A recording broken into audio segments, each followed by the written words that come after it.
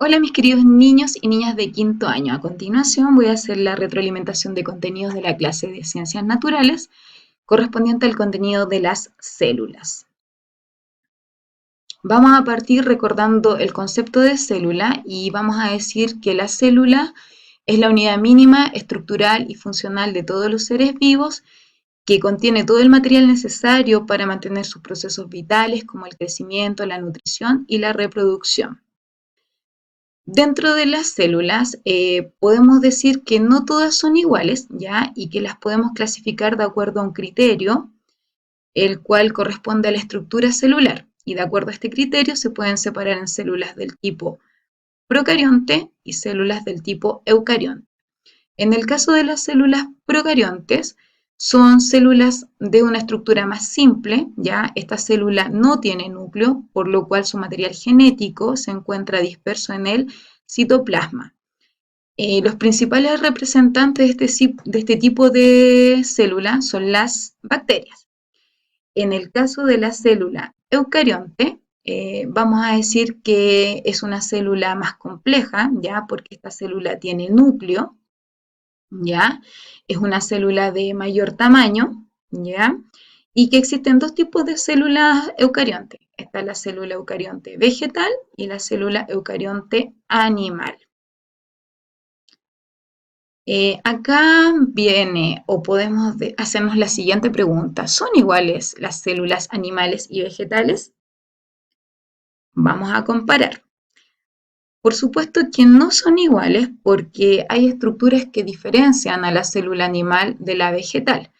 Por ejemplo, la célula vegetal tiene una estructura que aparece acá en el número 1 que se llama pared celular, ¿ya? Cuya función es darle forma a la célula y protegerla. En cambio, la célula animal no posee esa estructura, ¿ya?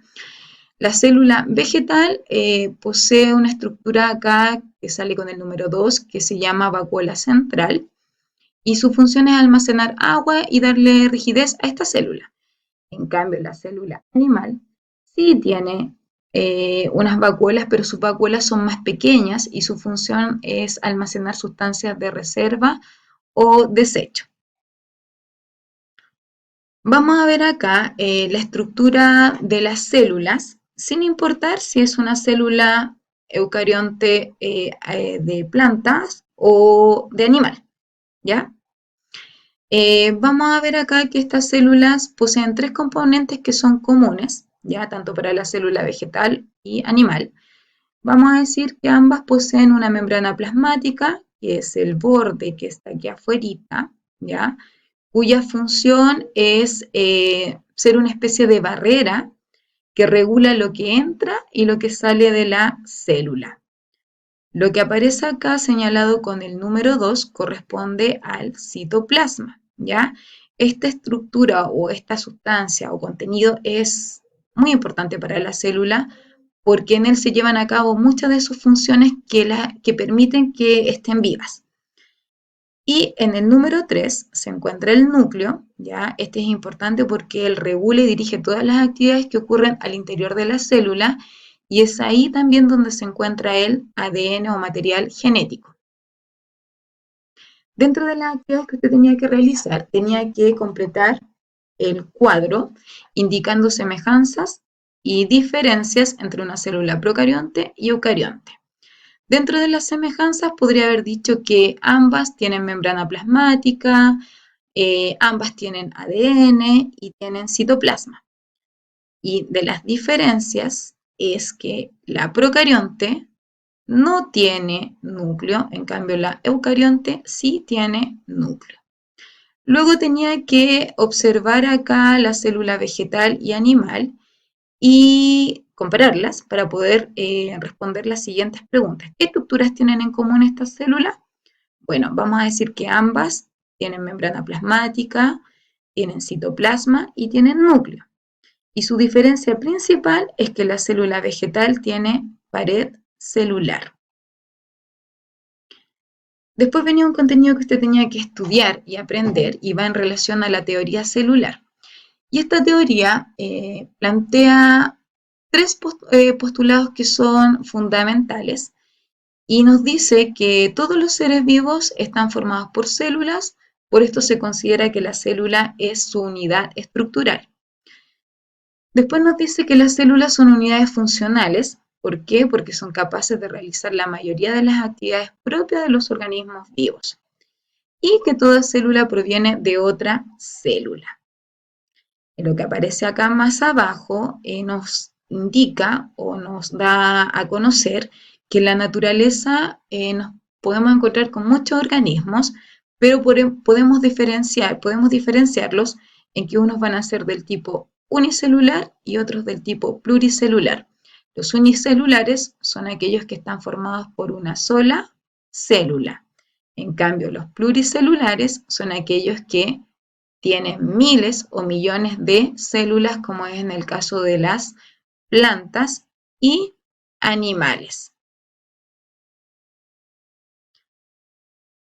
Responde cuáles son los postulados de la teoría celular.